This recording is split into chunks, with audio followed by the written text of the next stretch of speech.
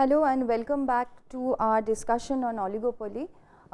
We have looked at possible oligopoly model where we have looked at the traditional marginal cost, marginal revenue curves, what profit maximization would mean to a oligopolistic firm, and we have looked at kinked demand curve, and then we went on to understand a little about game theory, because we said that in case of oligopoly it is more like a game for every individual firm, where the firm has to keep not only a constant watch on its own demand and cost, but also a constant watch on the price and quantity movements of its rivals. And that is the reason that it is more like a game where the oligopolistic firm has to constantly make its own strategy or action plan to respond against different moves of its rivals. So we looked at the typical very traditional game of prisoner's dilemma, which shows that why the two prisoners or why two individuals can settle on a less than optimum situation because of self-interest. They are driven by self-interest, and so the choices that they make ultimately put them in a situation where they are not earning the maximum that they could have. So we started with game theory. Let's take a few more examples and see what are the situations, how the situations can change. Is there any possibility that the firms could actually stay put at a monopolistic situation? Is it possible for the firms to successfully collude? So we'll take a few examples and look at various possibilities. So going back to our Vodafone and Airtel example, we relook at the example as a game. So now to quickly go through the example once more, each firm's objective is to maximize profit.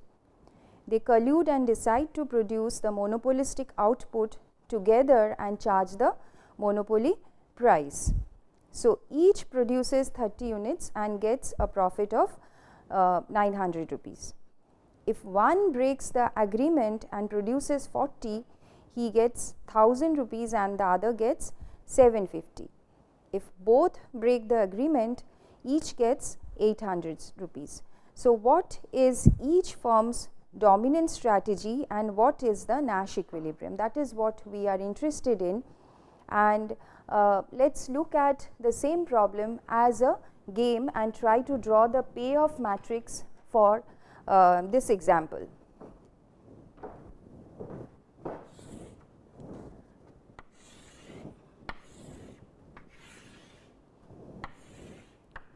So we have Vodafone here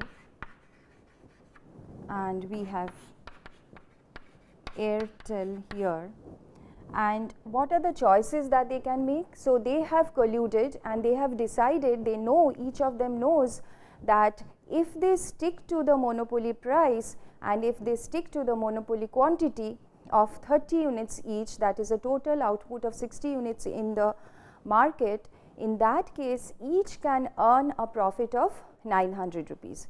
So one option for them is to stick to the agreement and keep producing 30 units each. So that is one of the options, keep producing 30 units each.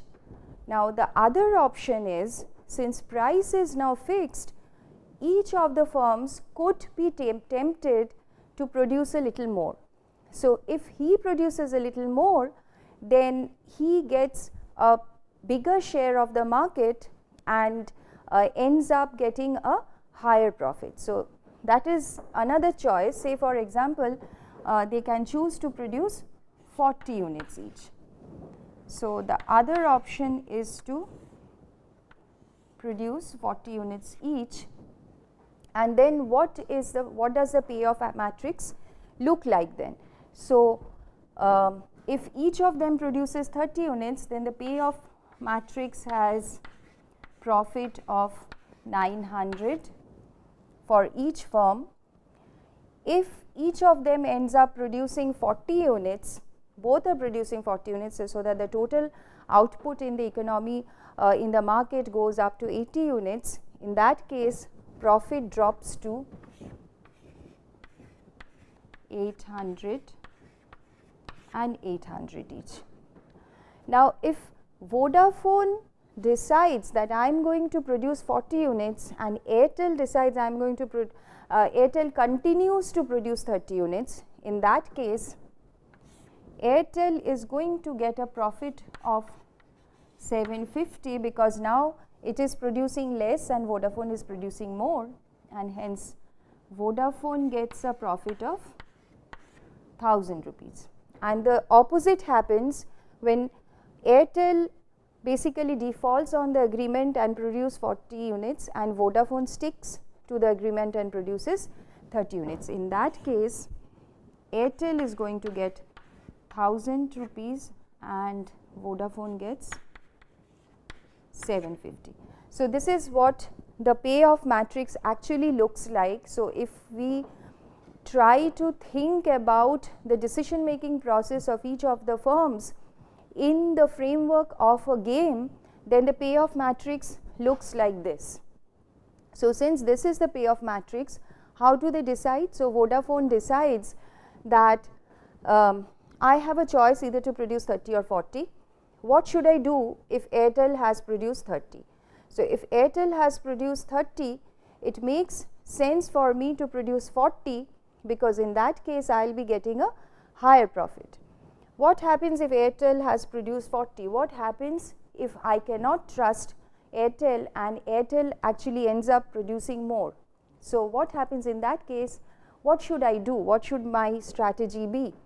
So, in case of the Vodafone now looks at the payoff in both the cases and sees that if Airtel produces 40, I will be worse off if I continue to produce 30, and I should better be producing 40, so that I am at least getting 800 rupees, which is the same as what Airtel is going to get. So, in both the situations, no matter what the decision of Airtel is, it makes sense for Vodafone to produce 40 units, and same is the case for Airtel. Hence, 40 units is the dominant strategy for each of the firms. So, each of the firms, it makes sense to produce 40 units, and so this ends up becoming the Nash equilibrium for both. So, this is the Nash equilibrium for both the firms. So, this is how we look at the decision making in the framework of a game. Let us move on to another example. Let us take up another example where basically it is a duopoly situation. It is a duopoly market with only two major producers of aerated soft drinks. That is, we have the Coke and the Pepsi. They are the only ones who are supplying aerated soft drinks to this market, and they have to take a decision of whether to advertise or not. So, we have already spoken quite a lot about advertising, the pros and cons of advertising from the point of view of the firm also, and we have seen that it is possible for the firms to attract a larger amount of customers to themselves by just advertising.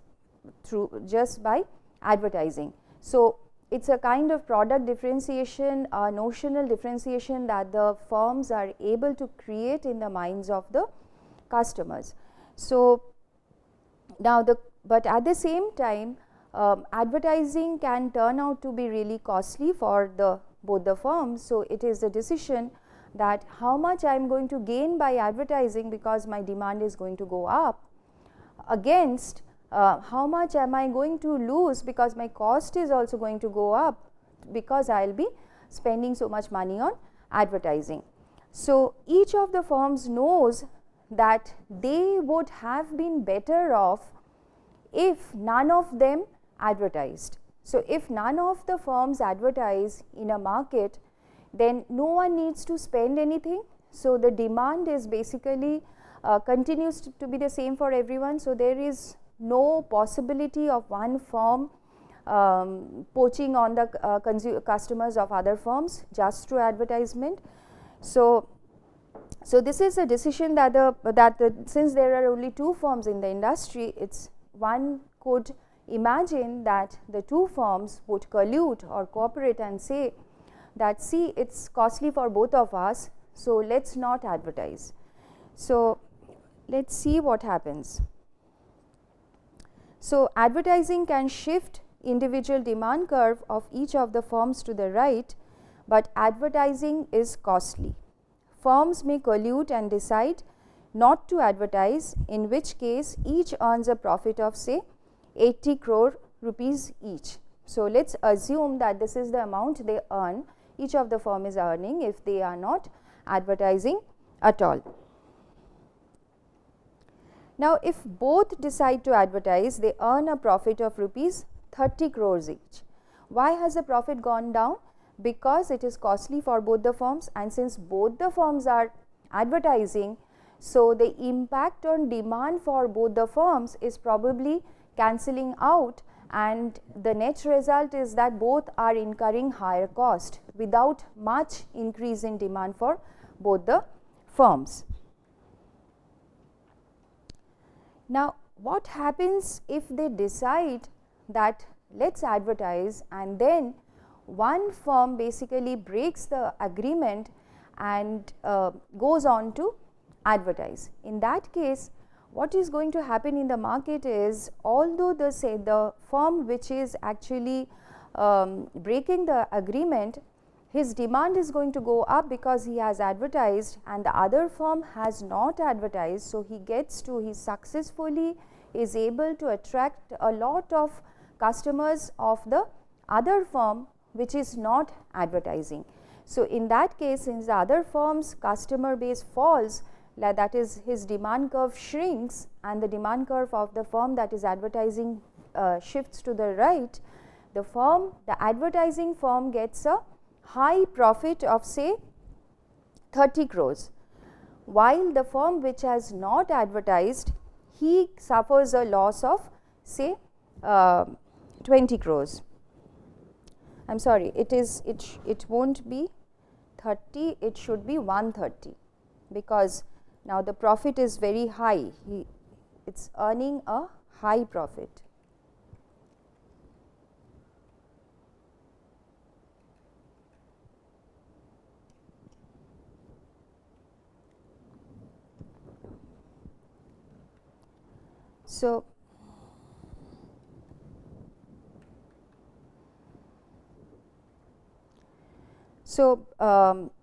So these are the, so if one firm breaks the deal and advertises and the other does not, it earns a profit of 130 crores while the other suffers a loss of 20 crores. So what is the dominant strategy for each firm in this case? So again, let's look at the payoff matrix for each of the firms.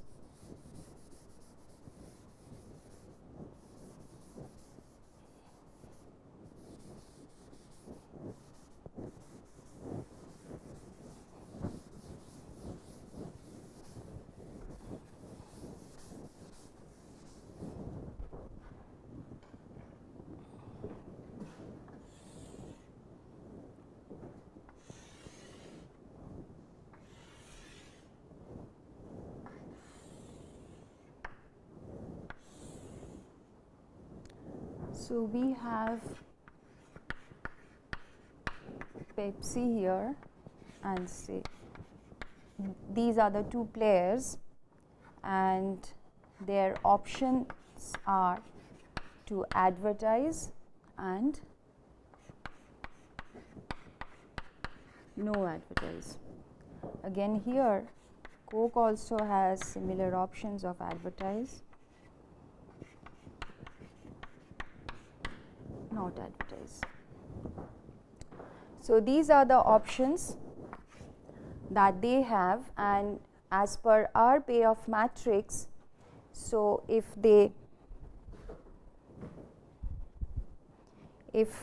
both advertises, then each gets 30.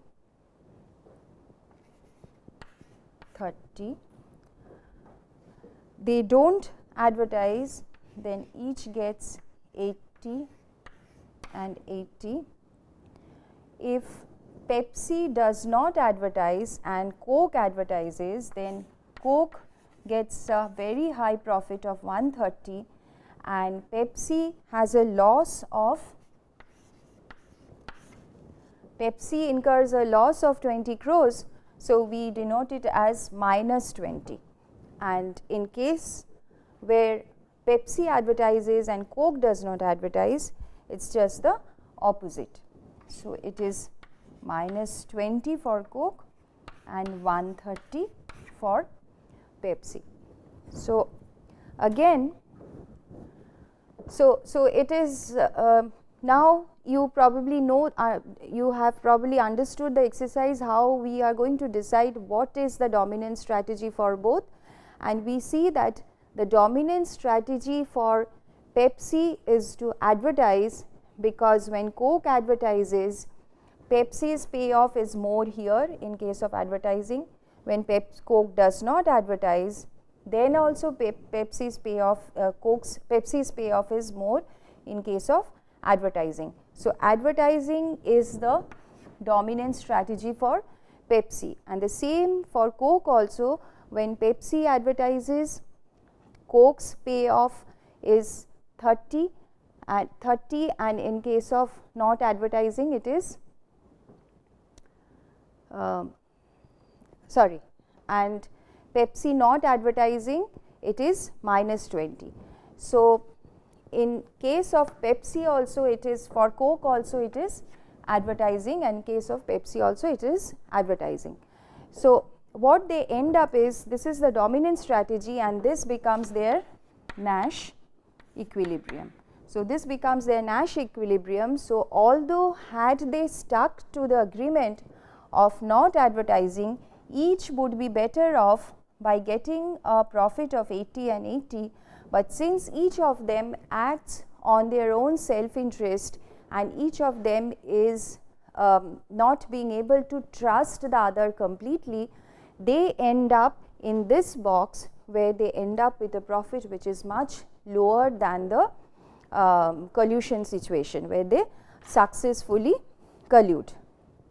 So this is the example of Coke and Pepsi's decision. Now the question is, does that mean that cooperation is never possible?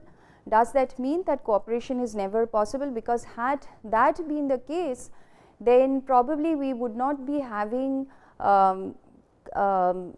we would not be needing a law to stop cartelization. So cartels successfully sometimes run, and that is the reason that the competition law is always watchful of firms if they are having any collusion and charging a monopoly price or quantity in the market. So there is a possibility of collusion, and let's look at a few situations where cooperation may be possible. Now repeated games can enforce a cooperative equilibrium. How so? So let's take the same example and look at what happens. So let's go back to the same example. Now what happens, this is a one-time situation. So this is a one-time situation of Pepsi and Coke deciding or not deciding to advertise, and then in this situation this is the payoff that we are this is the equilibrium that we are reaching. Now what happens if it is a repeated game, which means that this is a decision or this is a choice that Pepsi and Coke has to make every year. Say for example, every year they have to make this decision whether to launch a new advertisement, new campaign or not. So this is a repeated game, and in that case, if it is a repeated game, then what is possible? So in a repeated game, now the Pepsi and Coke both know that if I break the agreement in the following period, if I break the agreement, my rival is also going to break the agreement. So, in that case I am worse off later. So, let me give an example. Say for example, Pepsi and Coke, they say for example, Pepsi tells Coke that let's collude, let's decide not to advertise, but if you advertise, if you break the agreement, then in the following all the periods I am going to advertise. So, if this is a threat that one firm gives to the other, in that case cooperation is possible. How so? So, let's look at their payoffs. Now, say for example, Pepsi gives the threat and both decide that we are not going to advertise. So, for Pepsi and Coke. Now, Pepsi has given Coke this threat. Now, Coke, if it decides that if I break the agreement, then in the first period I am going to earn, in the first period I am going to earn 130 crores and Pepsi is going to make a loss of 20 crores.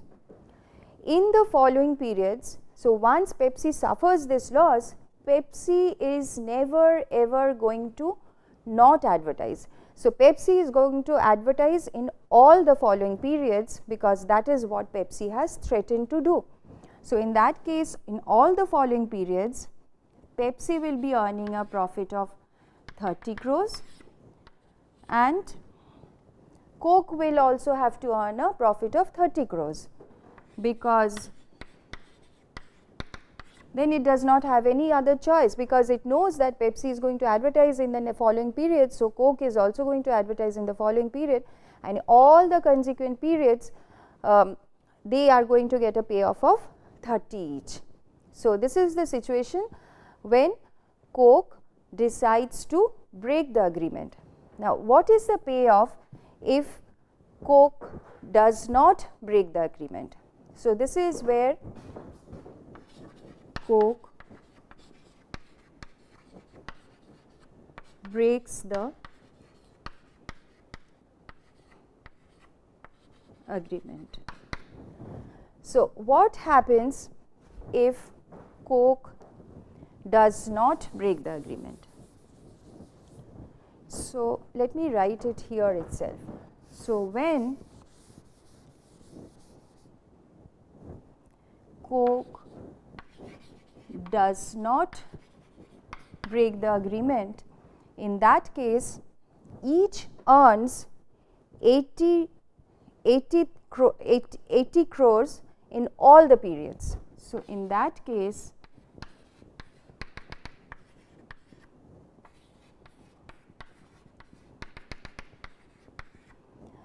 in all the